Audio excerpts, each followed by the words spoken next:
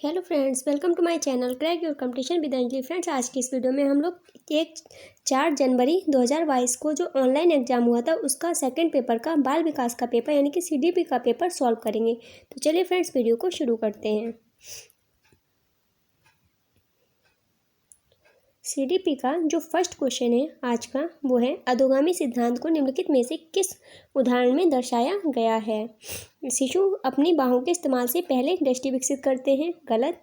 शिशु संज्ञानात्मक क्षमता विकसित करते हैं और फिर भाषा सीखते हैं, गलत। शिशु पहले अपने धड़ और फिर अपने हाथ और पैर हिलाना सीखते हैं। तो ऑप्शन नंबर अपना जो तीसरा है वो बिल्कुल सही हो जाएगा। नेक्स्ट क्वेश्चन है हमारा क्वेश्चन नंबर 2। अभिकथन ए, आर्थिक रूप से कमजोर आय वाले परिवारों के बच्चों का बचपन उच्च आय वाले परिवारों के बच्चों की तुलना में बहुत अलग होता है। कारण आर, अलग अलग संस्कृतियों में बच्चों द्वारा बचपन का काल अलग अलग अनुभव किया जाता है। तो इसका जो राइट आंसर हो जाएगा फ्रेंड्स वो हो जाएगा ऑप्शन नंबर 1। ए और आर दोनों सही हैं। आर सही व्याख्या करता है ए की। नेक्स्ट क्वेश्चन है हमारा क्वेश्चन नंबर 3।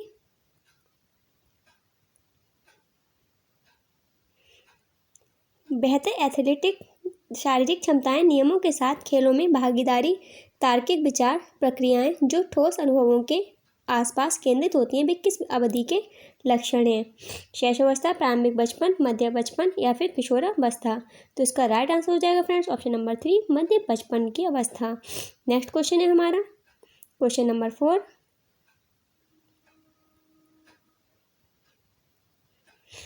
निम्नलिखित में से सामाजिकरण के द्वितीय कारक कौन से हैं। किताबें और पत्रिकाएं।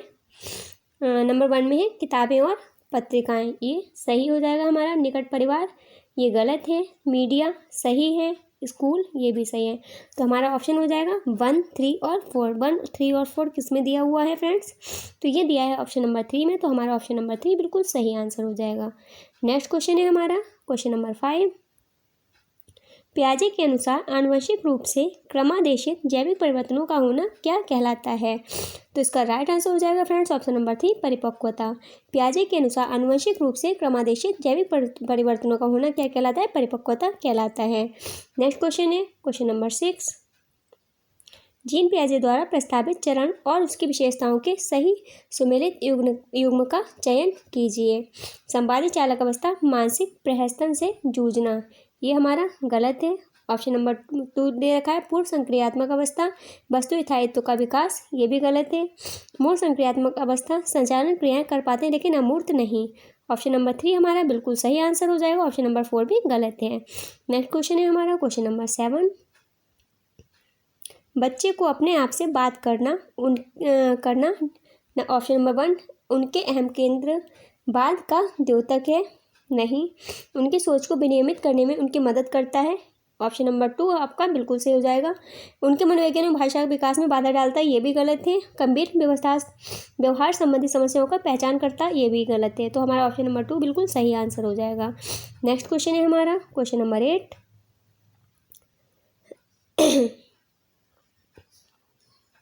लेव-वाइगोत्स्की के अनुसार निम्नलिखित में से कौन से सांस्कृतिक उपकरण के उदाहरण हैं जो हमारे कामकाज में सहायता और परिवर्तन करते हैं।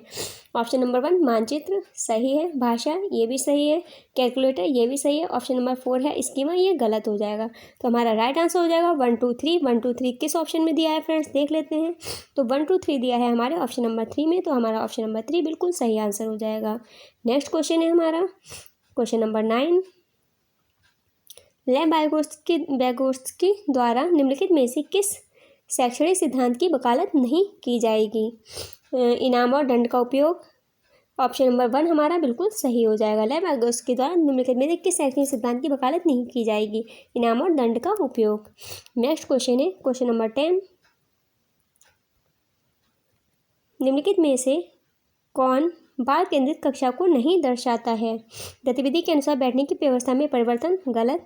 बच्चों की प्रगति गुणात्मक रूप से और विकास के सभी पहलुओं को ध्यान में रखते हुए रिपोर्ट की जाती है, ये भी गलत है। शिक्षक पाठ्यपुस्तक पढ़ता है और छात्रों की नकल करने के लिए ब्लैक बोर्ड पर उत्तर लिखता है। ये हमारा आंसर सही हो जाएगा, क्योंकि इसमें पूछा है कौन बाल केंद्रित शिक्षा को नहीं दर्शाता है, इसलिए ये निगेटिव पूछ रहा है। तो निगेटिव हमारा ऑप्शन नंबर 3 है, तो ऑप्शन नंबर 3 हमारा बिल्कुल सही हो जाएगा। नेक्स्ट क्वेश्चन है हमारा क्वेश्चन नंबर 11। लॉरेंस कोहलबर्ग के नैतिक विकास के सिद्धांत में सामाजिक व्यवस्था बनाए रखने की चरण की विशेषता है। पारस्परिकता की समझ, गलत। अधिकार का डर और सजा से बचना, ये भी गलत है। दूसरों का स्नेह और अनुमोदन प्राप्त करना, ये भी गलत है। कानूनों को बनाए रखना समाज के प्रत्येक सदस्य का व्यक्तिगत कर्तव्य है। ये ऑप्शन नंबर 4 हमारा आंसर सही हो जाएगा। नेक्स्ट क्वेश्चन है हमारा क्वेश्चन नंबर 12।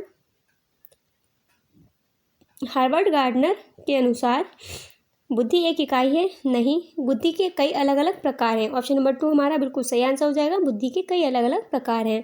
हार्वर्ड गार्डनर ने बुद्धि को अलग अलग तरह से बताया है। नेक्स्ट क्वेश्चन है क्वेश्चन नंबर 13।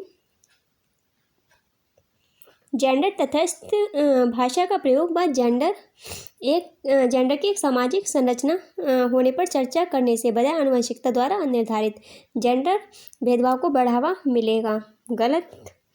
ऑप्शन नंबर 2 है जेंडर पक्षपात सुदृढ़ होंगे, ये भी गलत है। जेंडर अनुपालन को प्रोत्साहन होगा, ये हमारा ऑप्शन नंबर 3 सही हो जाएगा। नेक्स्ट क्वेश्चन है हमारा क्वेश्चन नंबर 1 मिनट फ्रेंड्स, चौथा नंबर सही होगा हमारा। ये वाला ऑप्शन भी हमारा 3rd नंबर वाला भी गलत हो जाएगा। चौथा वाला ऑप्शन जेंडर रूढ़िवादिता को चुनौती देगा मिलेगी, ऑप्शन नंबर 4 हमारा सही आंसर हो जाएगा। नेक्स्ट क्वेश्चन है क्वेश्चन नंबर 14। विविध पृष्ठभूमि के बच्चों को सीखने की सुविधा के लिए शिक्षक द्वारा डैश का पालन किया जाना चाहिए। मानकीकृत पाठ्यक्रम का, पाठ्यपुस्तक केंद्रित शिक्षा शास्त्र का, विभेदित निर्देशात्मक शैलियों का, या फिर योगात्मक मूल्यांकन का। तो इसका राइट आंसर हो जाएगा ऑप्शन नंबर 3 विभेदित निर्देशात्मक शैलियाँ। नेक्स्ट क्वेश्चन है हमारा क्वेश्चन नंबर 15। बच्चों के मूल्यांकन के बारे में निम्नलिखित में से कौन सा कथन सही नहीं है? मूल्यांकन का प्रयोग सीखने को सुसाध्य करने के लिए किया जाना चाहिए तथा इसमें विविध तरीकों को शामिल किया जाना चाहिए। ये वाला हमारा जो है ये गलत हो जाएगा। मूल्यांकन हमेशा शिक्षा अधिगम से अलग गतिविधि के रूप में किया जाना चाहिए, ऑप्शन नंबर 2 हमारा बिल्कुल सही हो जाएगा। मूल्यांकन को शिक्षक को अपनी शिक्षाशास्त्र गतिविधियों पर मनन करने के लिए मौके देने चाहिए? नहीं। मूल्यांकन को संज्ञानात्मक साहित्य व मनोवैज्ञानिक क्षेत्रों पर ध्यान केंद्रित करना चाहिए? ये भी गलत हो जाएगा, ऑप्शन नंबर 2 हमारा बिल्कुल सही आंसर हो जाएगा। नेक्स्ट क्वेश्चन है हमारा क्वेश्चन नंबर 16।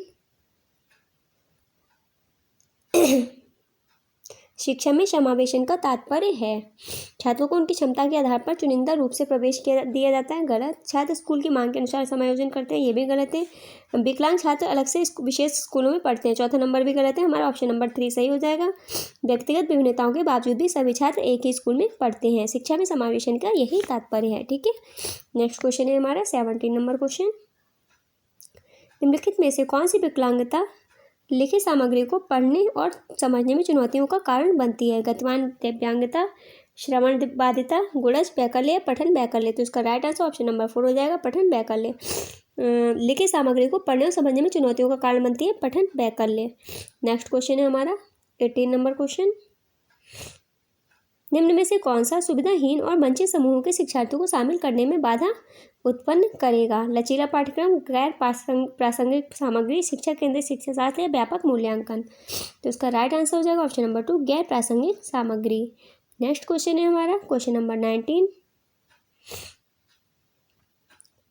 शिक्षकों द्वारा विविध शैक्षणिक रणनीतियों के उपयोग से निम्नलिखित में से किसके समावेशन में मदद मिलेगी? शैक्षणिक रणनीतियों के उपयोग से बाक बाधित वाले छात्र बिल्कुल सही है। दृष्टिबाधित छात्र ये भी सही हो जाएगा। प्रतिभाशाली छात्र इन्हें भी, और 4 नंबर हो जाएगा सृजनात्मक छात्र, ये भी। तो हमारे ऑप्शन चारों सही हैं। तो देख लेते हैं चारों ऑप्शन किस ऑप्शन में दिए हुए हैं। तो ये दिए हुए हैं ऑप्शन नंबर 4 में 1 2 3 4, ऑप्शन नंबर 4 बिल्कुल सही आंसर हो जाएगा। नेक्स्ट है हमारा क्वेश्चन नंबर 20। निम्नलिखित में से कौन सा विकल्प दी गई दिव्यांगता और संबंधित छात्रों के समावेशन हेतु यथोचित संयोजन रणनीति का सही युग्म है? लेखन वैकल्य, बिना रेखाओं वाली कार्य पुस्तिका पर लेखन अनिवार्य करना? गलत। पठन वैकल्य बड़े और छोटे अक्षरों के मिश्रित करके लिखने लेख पढ़ने को देना, गलत। गतिमान दिव्यांगता भूतल पर कक्षाओं का प्रावधान, ऑप्शन नंबर 3 बिल्कुल सही आंसर हो जाएगा। नेक्स्ट क्वेश्चन है हमारा question number 21 sorry. Question number 21 है, निम्नलिखित में से कौन सा विकल्प विद्यार्थियों की सोच को सुसाध्य करता है? भेदन और अभ्यास नहीं। बिना समझे कॉपी करना, ये भी गलत हो जाएगा। साथियों के साथ चर्चा करना, ये ऑप्शन नंबर 3 हमारा बिल्कुल सही हो जाएगा। नेक्स्ट क्वेश्चन है हमारा क्वेश्चन नंबर 22। ऐसी स्थितियाँ डैश महत्वपूर्ण हैं जहाँ छात्र लंबे समय तक डैश श्रोता होते हैं। तो पहला है टालना निष्क्रिय, दूसरा पैदा करना निष्क्रिय, तीसरा निषेध करना सक्रिय। तो इसका राइट आंसर ऑप्शन नंबर 1 हो जाएगा, टालना और निष्क्रिय। ऐसी स्थितियाँ टालना महत्वपूर्ण है जहाँ छात्र लंबे समय तक श्रोता होते हैं यानी कि सुनते हैं। नेक्स्ट क्वेश्चन है हमारा क्वेश्चन नंबर 23। अधिगम के संदर्भ में निम्नलिखित में से कौन सा कथन सही है? छात्र सबसे अच्छा तब सीखते हैं जब वे सांस्कृतिक रूप से अप्रासंगिक गतिविधियों में भाग लेते हैं, गलत। सार्थक गतिविधियों में भाग लेने पर छात्र सबसे अच्छा सीखते हैं, ऑप्शन नंबर 2 अपना बिल्कुल सही आंसर हो जाएगा। नेक्स्ट भी पढ़ लेते हैं, छात्र सबसे कम तब सीखते हैं जब वे सांस्कृतिक रूप से प्रासंगिक गतिविधियों में भाग लेते हैं, गलत। विद्यार्थी सबसे कम सीखते हैं जब वे सार्थक गतिविधियों में भाग लेते हैं, ये भी गलत हो जाएगा। तो हमारा जो राइट आंसर हो जाएगा ऑप्शन नंबर 2 हो जाएगा।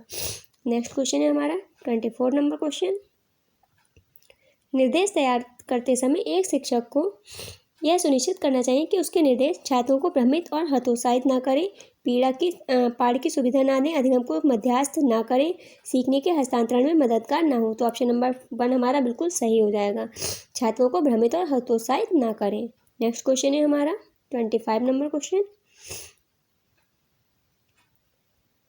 अधिगम के सामाजिक रचनात्मक दृष्टिकोण को समर्थन देने वाले शिक्षाविदों द्वारा निम्नलिखित में से किसे बढ़ावा नहीं दिया जाता है?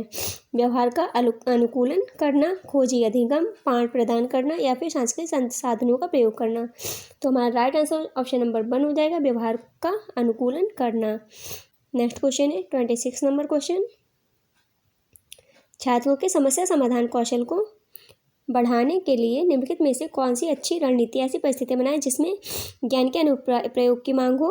रटने याद करने के लिए तथ्यों की एक सूची दें, छात्रों को बोर्ड पर लिख के जानकारी की नकल करने के निर्देश दें, ये भी गलत है, ये भी गलत है। परीक्षा में अंक प्राप्त करने के लिए विषय वस्तु पढ़ाएं, ये भी गलत है। ऑप्शन नंबर 1 हमारा बिल्कुल सही हो जाएगा, ऐसी परिस्थितियाँ बनाएं जिनमें ज्ञान के अनुप्रयोग की मांग हो। नेक्स्ट क्वेश्चन है 27 नंबर। एक शिक्षक को बच्चों के बीच भ्रांतियों से किस तरह निपटना चाहिए? उनकी भ्रांतियों की पहचान करें लेकिन उन पर ध्यान नहीं देना चाहिए, ये तो गलत है। उनकी भ्रांतियों के प्रत्युत्तर हेतु अवसर प्रदान करने चाहिए, ऑप्शन नंबर 2 बिल्कुल सही आंसर हो जाएगा। नेक्स्ट क्वेश्चन है हमारा 28 नंबर क्वेश्चन। अधिगम की प्रक्रिया में शर्मिंदगी डैश है? आवश्यक, हानिकारक, का कोई संबंध नहीं, महत्वपूर्ण। तो इसका राइट आंसर हो जाएगा ऑप्शन नंबर 2 हानिकारक। अधिगम की प्रक्रिया में शर्मिंदगी क्या है? हानिकारक है। नेक्स्ट क्वेश्चन है 29 नंबर क्वेश्चन। राष्ट्रीय शिक्षा नीति 2020 में प्रस्तावित बदलाव है? मानकीकरण से लचीलापन, रचनात्मक मूल्यांकन से योगात्मक मूल्यांकन, संरचनाओं की समझ से परीक्षा के लिए सीखना या बहु विषयकता से कठोरता। तो इसका राइट आंसर ऑप्शन नंबर 1 हो जाएगा, मानकीकरण से लचीलापन। Next and last question 30 number question. अधिगम को डैश के बजाय डैश की ओर निर्देशित किया जाना चाहिए? प्रतियोगिता, अनुकृति, अनुकृति, प्रतियोगिता, रटने, समझने, रटने। तो इसका राइट आंसर हो जाए ऑप्शन नंबर 3 रटने और समझने। अधिगम को रटने के बजाय समझने की ओर निर्देशित किया जाना चाहिए। फ्रेंड्स, बाल विकास का 4 जनवरी 2022 का जो सेकंड पेपर हुआ था ऑनलाइन, उसका बाल विकास का जो पेपर है वो कंप्लीट हो चुका है। फ्रेंड्स, आपको वीडियो कैसी लगी प्लीज़ कमेंट बॉक्स में ज़रूर बताइएगा। यदि आपको वीडियो पसंद आई हो तो प्लीज़ वीडियो को लाइक एंड शेयर कीजिए। चैनल पर नए हैं तो चैनल को सब्सक्राइब करके बेल आइकन को प्रेस कर लीजिए ताकि मैं जो भी वीडियो अपलोड करूँ उसका नोटिफिकेशन आपको सबसे पहले मिल सके। फ्रेंड्स, मिलते हैं नेक्स्ट वीडियो में, तब तक के लिए बाय बाय, टेक केयर।